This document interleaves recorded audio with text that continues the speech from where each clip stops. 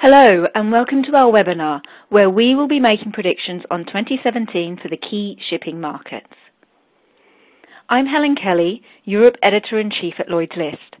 At the end of the presentations, I will be putting your questions to the panelists. Ask these via the online tool on your screen at any time throughout the discussion. The Q&A will be kept anonymous, so don't be shy. Economic uncertainty and disruption have been keeping shipowners awake for some time now.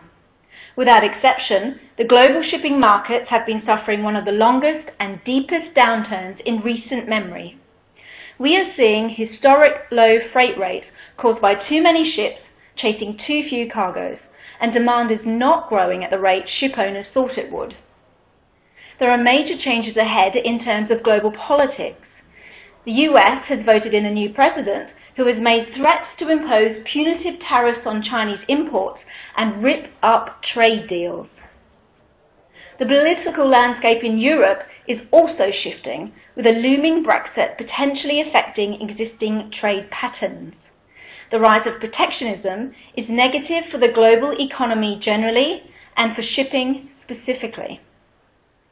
Equally concerning for shipping is the prospect of shifting regulatory targets when it comes to costly environmental standards. On the near horizon, shipowners will have to contend with the Ballast Water Management Convention, ECDIS will become mandatory on some vessel types, and the Polar Code will come into force. Uncertainty has always been part and parcel of shipping, but the prospect of more protectionism and populism does not bode well for global prosperity. Buckle up, it's going to be a bumpy ride. And now I hand over to Niklas Bengtsson, Director of Maritime Insight, Lloyd's List Intelligence, to give us an overview of the global fleet for the coming year. Niklas. Thank you, Helen. So how will the fleet development be in 2017? To start with, we obviously have the current order book. It currently stands at 5,148 ships, with tankers and bulkers having around 1,350 each of those. There are 1,039 dry bulkers, 481 container carriers, and around 300 each of the crude, product chemical tankers, and the pure chemical ones in the order book right now. Another way of looking at the current order book is in deadweight. We can conclude that most capacity are to be built in China, especially the bulkers. The tankers will, to a large extent, be delivered from Korea. Japan will build dry bulkers and tankers.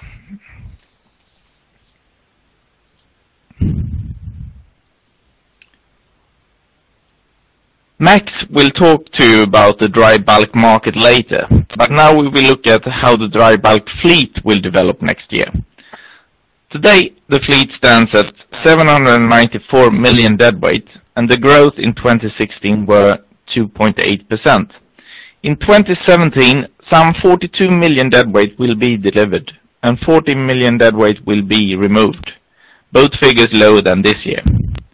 The net addition will be 28 million deadweight, or a yearly growth of 3.5%.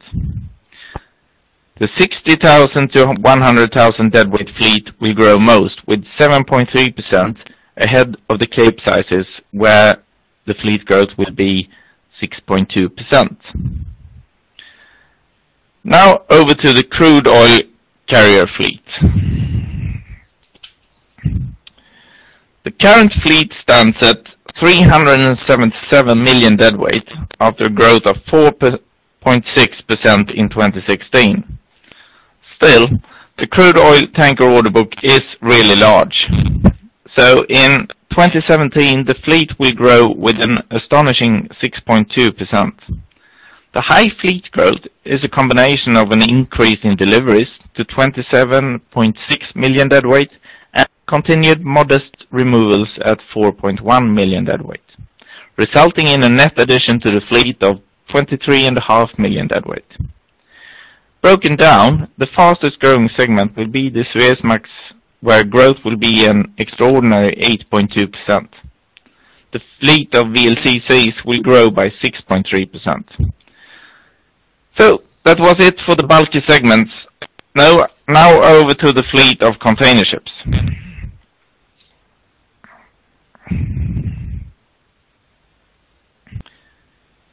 The current fleet of container ships stands at 20 million TEU, spread on 5,270 ships. Of these, 237 are larger than the new Panamax size, which roughly corresponds to larger than 14,000 TEU. In comparison, the fleet of 10 to 14,000 TEU ships only stands at 119 ships. The container order book is large, and thus the fleet will grow by 6.3% in 2017, almost twice the pace from 2016.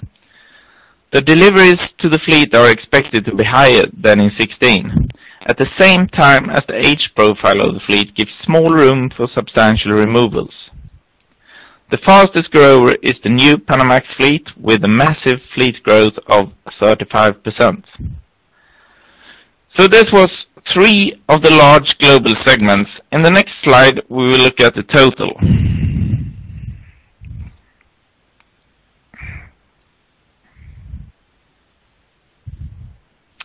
To summarize the fleet growth and to put the rather high fleet growth forecast for some segments in 2017 into perspective, the total world fleet will grow 18% in between 2016 and 2020, a yearly average growth of 3.5%, which basically is in line with long-term seaborne trade forecasts. Thank you. Thanks, Niklas. Interesting projections on fleet growth there.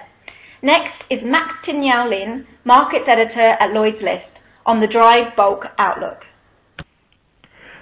Okay, we are going to take a look at the dry bulk sector now. In 2016, the Baltic Dry Index hit all-time low levels for several times, but next year we are looking at a better market. In large part, this is because China's demand for coal and iron ore are holding better than many people's expectation. The country has increased spending on infrastructure as short-term stimulus measures, even though at the same time Beijing is still trying to increase the proportion of the service sector in the Chinese economy.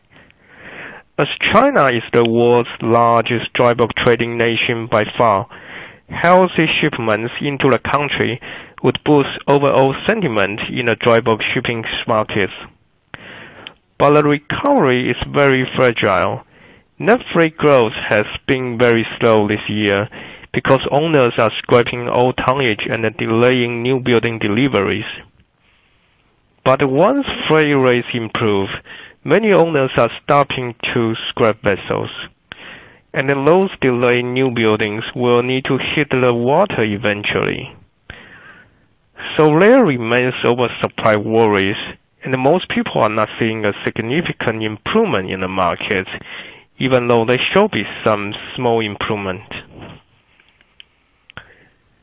So if we look at the slide, and it will show you the dry bulk demand trend in recent years. In fact, we can see over the past 10 years, iron-bound seaborne trade has continued to grow, even though many people were expecting this year to be the year that China iron ore demand finally peaks. Based on Clarkson forecasts, we are still seeing a 5% growth in seaborne volume this year. Next year, there will be a 4% growth. Coal trade is relatively weaker. It is coal by some as the dirtiest energy source, and some advanced economies are cutting down use of coal sharply, such as the UK. The total trade volume this year is expected to be down 2%. But there is still China. The Chinese government has ordered fewer working days for Chinese miles to curb overcapacity and pollution, and the lower domestic production means higher imports. Even though Beijing is slightly rolling back this policy as coal price is increasing a lot this year, the trend of higher Chinese imports will continue. Next year, the trade volume could grow 1%. We are also looking at stronger grain and minor bulk trades. Overall, total dry bulk volume is expected to grow 2% next year, which will be the highest since 2014 if the forecast materialize. Okay, this slide is showing us the fleet data from Lloyd's List Intelligence. If we look at a 3-year trend starting from 2015, we will be able to see the segment that is expanding the quickest is the segment of the 60,000 deadweight ton to 100,000 deadweight ton. In 2016, it will expand by 6%, and in 2017, it will expand by another 7%.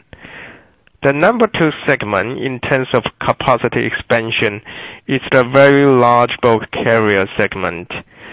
Total capacity of those vessels over 200,000 deadweight ton will expand by 6% this year, and again 6% in 2017. Other than the scheduled new building deliveries, the expansion can be attributed to less fleet removal. That means we are seeing less scrapping next year as freight rates improve. In 2016, we are predicting around 29.2 million deadweight ton of dry bulk vessels scrapped, which will be 2% more than the 2015 level. Next year, we are predicting only 13.6 million deadweight ton of dry bulk vessels scrapped, down 53% on year.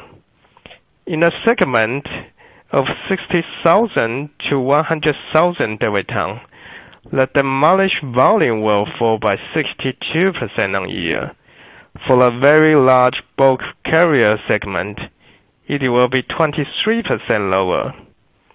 What should also be mentioned is that recycled capesize tonnage will decrease by 62% in 2017, while this year it is set to grow by 3%.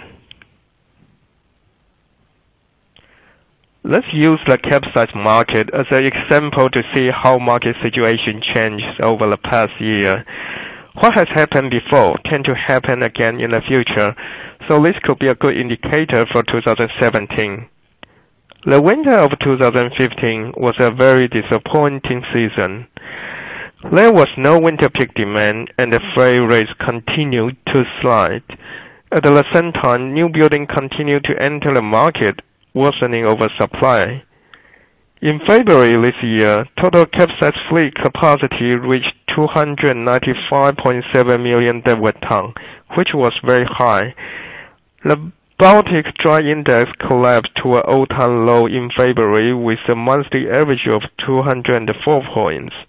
Then in March, it dipped further to 188 points, which was another record low.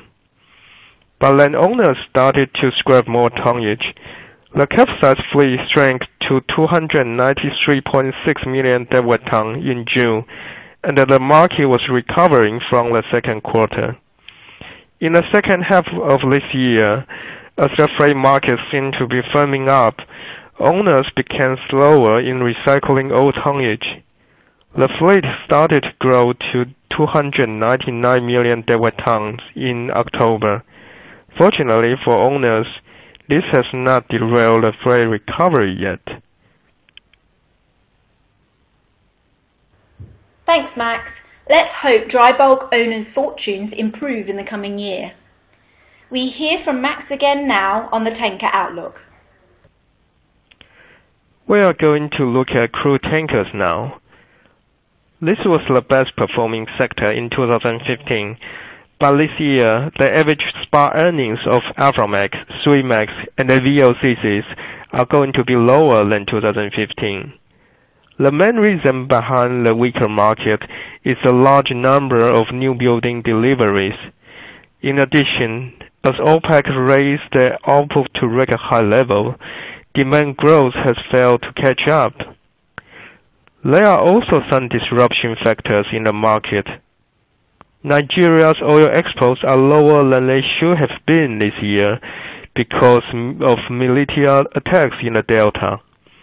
And we are also seeing Venezuela's financial trouble is hurting the South American countries' oil production. For next year, those factors are expected to continue to hurt freight markets, so we are likely to see a weaker market in 2017 compared to this year. Let's take a look at the OPEC production level. This is arguably the most essential factor for the tanker market. 2 years ago, OPEC decided to keep production high even as U.S. barrels from shale production was flooding the market. That was because OPEC wanted to keep market share. As a result, oil price collapsed. But the good thing for tankers was oil demand subsequently increased, and so did vessel demand. Since then, OPEC production level has continued to hit record highs. In October, the output was at 33.6 million barrels per day. Next year, OPEC production level will still be a key factor to watch out for. Most market observers will focus on Saudi Arabia's production, but in terms of ton miles, the falling output of Nigeria and Venezuela might be something more worrisome for tanker owners, because shipments from the two countries to the demand center in Asia can keep vessels employed for a long period. If there are less exports from those two countries, tanker owners will surely be hurt.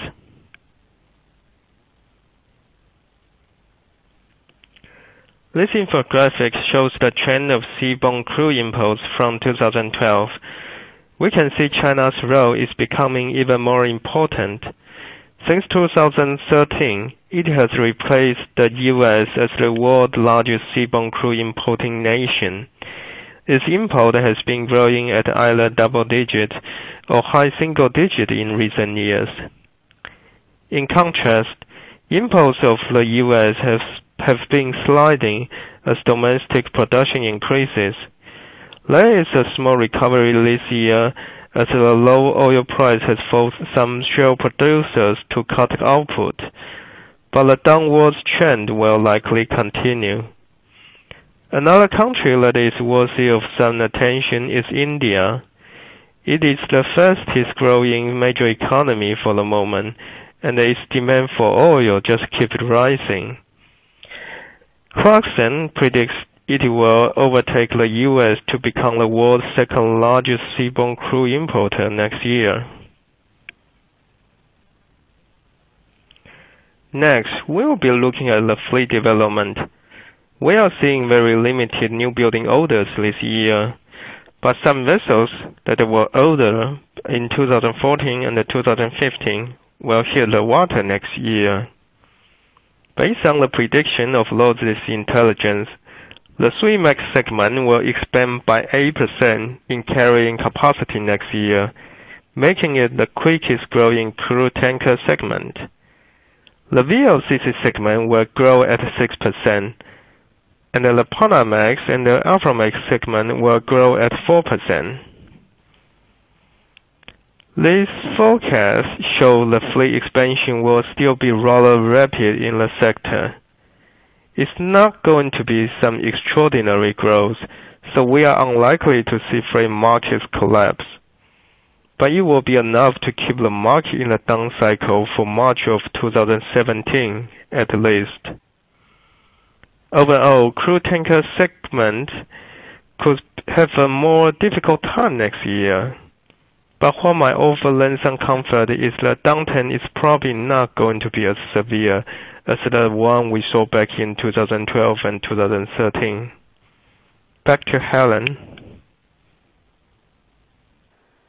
Who would have believed that some tanker segments were commanding strong rates just a year ago? Thank you, Max. Now, over to James Baker, Editor, Containerization International, for the Containers Outlook. The container shipping sector has undergone a seismic shift over the past 12 months, with a flurry of consolidation, reorganization, and the removal from the map of several well-known brands. The glut of capacity that built up over the previous 5 years finally came home to roost in 2016, with inevitable consequences for rates. Competition between lines desperate to improve their load factors led to a rates war as carriers fought for cargoes to fill their ships.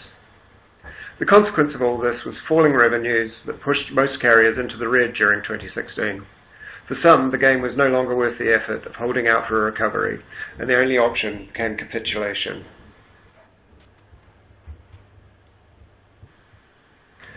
The first to go was NOL and its container line APL, which at the end of last year agreed to be taken over by French carrier CMA-CGM. NOL had been loss-making for years, and efforts to survive, including selling its headquarters and its logistics division, were not enough to stave off an eventual sale of its container line. In China, the state-owned Goliath of China Shipping and COSCO were directed to merge their operations, a move which formed a new Chinese container giant that leapt up the league tables to become the fourth largest operator by operated vessel capacity. Lloyd, itself no stranger to acquisitions, after merging with CSAV's container shipping arm in 2014, also got into the game, announcing that it was to merge with United Arab Shipping Co., giving it access to the ultra-large tonnage it had held out from ordering on its own account. Finally, Japan's three great shipping companies, MYK, K-Line, and NOL, bowed to commercial reality over years of competition and agreed to form a joint venture container shipping company, which is due to begin operations in 2018. One merger that was posited, but which never came about, was that of Hanjin Shipping and Hyundai Merchant Marine. For Hanjin, the consequences were fatal. Faced with mounting losses, massive debts, and unsympathetic creditors, Hanjin went to the wall in the biggest ever failure of a container line.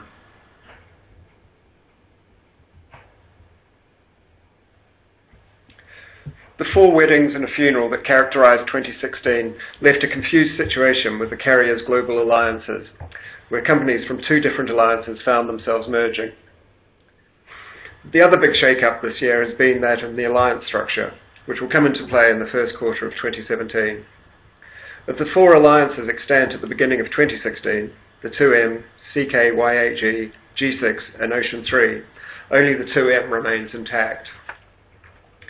CMA-CGM kicked off the ball with the formation of the Ocean Alliance, which lost UASC but picked up the Chinese giant, Taiwan's Evergreen and the Hong Kong's OOCL, giving it a strong Asian flavour and a massive presence on the Trans-Pacific trades.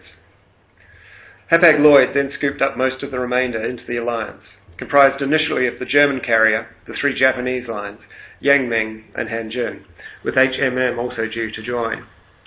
Since the initial announcement, however, the super alliance has been reduced to fewer members, Lloyd, Yangming, and the joint Japanese carrier when they come together. Hyundai remains out of the picture, but following failed discussions with Maersk and MSC over joining the 2M alliance, it is investigating a slot-sharing agreement with the 2 European lines. The new landscape of container shipping has much changed from the one seen this time last year. The question now is whether it will help those lines still operating and making any money.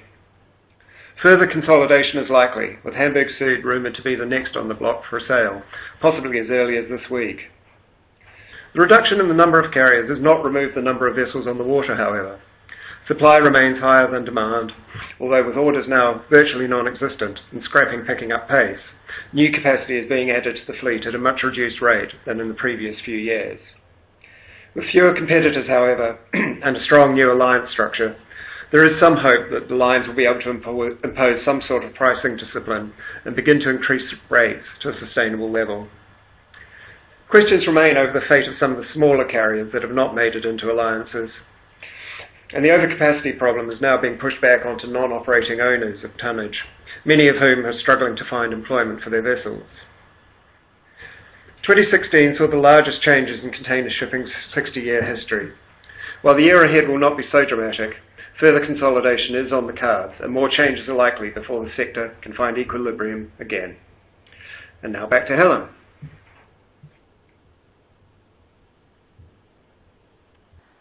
Thank you, James. Well, we never said it was going to be easy in 2017, but at least there are some small glimmers of hope. Now we go to our live Q&A, where you get to put your questions to our team. A reminder that these will be kept anonymous.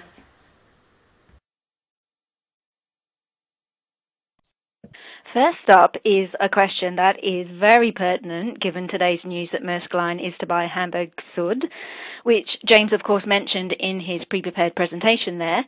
James, the trend of consolidation in the container sector means the top 5 players will control just under 30% of all capacity. Combined with the slowdown in cargo demand growth, will we see more M&A activity in 2017 and perhaps the death of the mid-size line? I think it's highly likely that we're going to see more consolidation coming up. Exactly who remains to be seen, but it seems unlikely given the strength of the larger lines and the big gap appearing between the large top 6 and those that trail down below.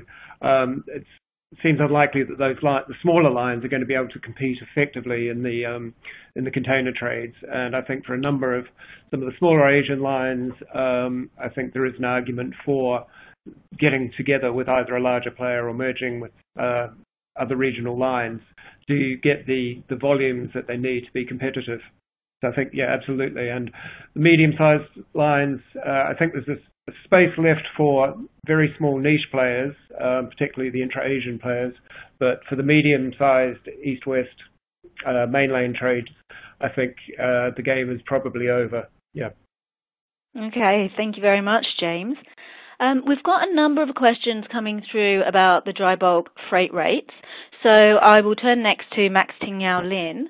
Max, given the current state of affairs in the dry bulk segment, one unfavorable scenario is for the freight market to hover around OPEC levels, or as our listener puts it, around OPEC's trap. For a long time, what possibility can you give to this scenario? Thanks, Helen. This is a very interesting question. I think most people will agree that dry bulk markets have hit their bottom this year, but we are still trying to find out how flat this bottom will be. But maybe we can look at the bright side. As bad as this year's market is, the 2016 average earnings of Capesize, Panamax, Supramax, and Handys are still going to be close to OPEC's level, or even marginally higher. And 2017 is widely expected to be a better year. So I guess maybe, just maybe, that dry bulk owners can escape from the so-called OPEC trap. But we also have to bear in mind this market is very fragmented with a very low barrier of entry. Once owners get too comfortable with themselves and stop recycling old tonnage, the recovery could quickly be killed. Great, thanks for that, Max. Another hot topic that a number of listeners are asking about is the effect of a Trump presidency on global shipping markets. Niklas, I think I'll pass this one over to you for your thoughts on the Trump factor on world trade. Thank you, Helen. Obviously not the smallest question, but firstly, for 2017, the effects from Mr. Trump's new regime will be imaginary or psychological. No decisions will be able to give any substantial effect in that short term. On the oil and gas side, we do believe that the rights to export crude oil will stay as is. Volumes have been fairly low and still have the large benefit for the U.S. companies that it give a narrower price band in between WTI and Brent. On the gas side, the exports of LNG will be favored, but this obviously demands a higher oil price. As regards other commodities and their trade agreements, they will be renegotiated, cut or not entered. The TTIP deal with Europe will probably not come into play, and that goes for the Asian agreement as well. Given that China is not part of the latter deal now, they will probably gain when trade will be rerouted.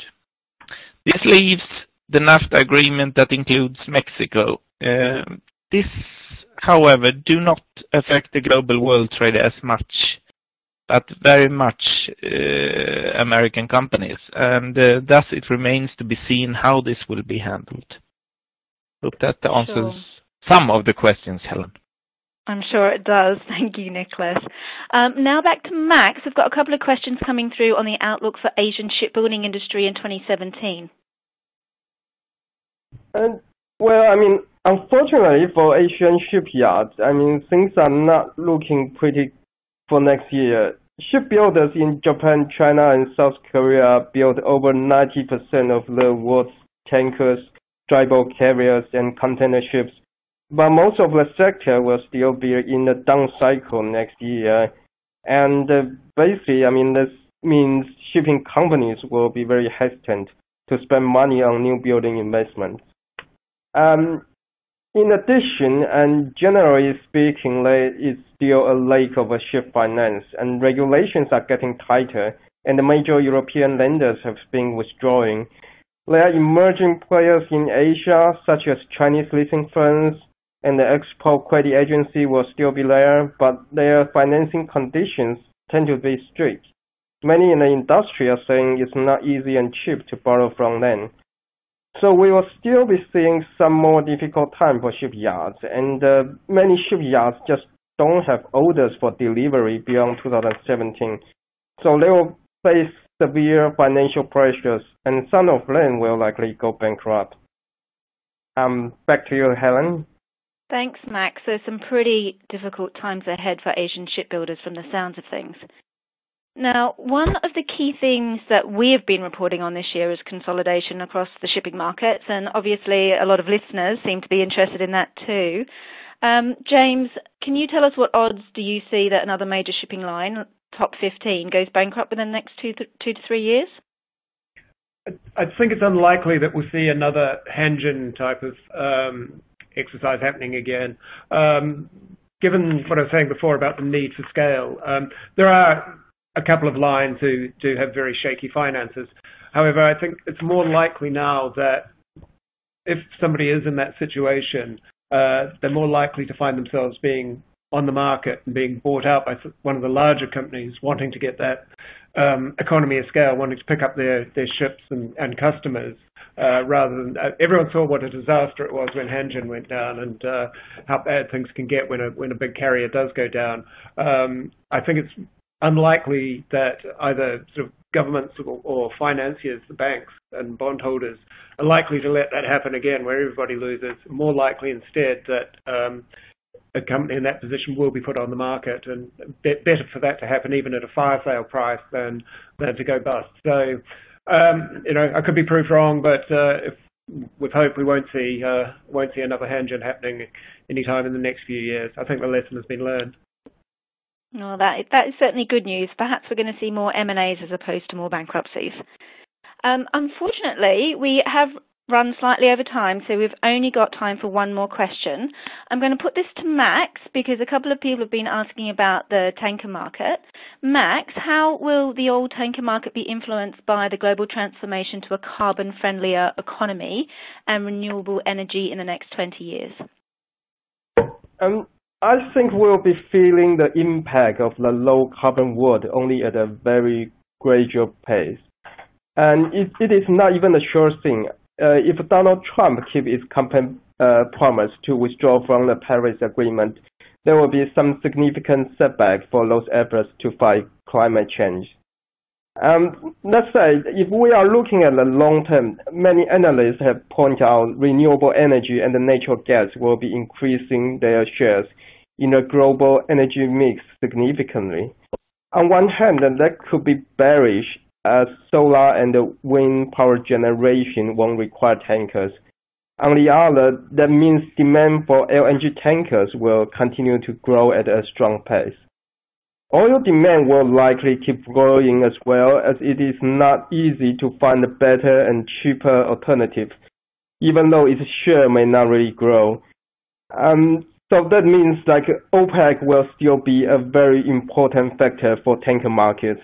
As many of you are aware, OPEC just announced it will reduce output level by 1.2 million barrels per day to 32.5 million from next January.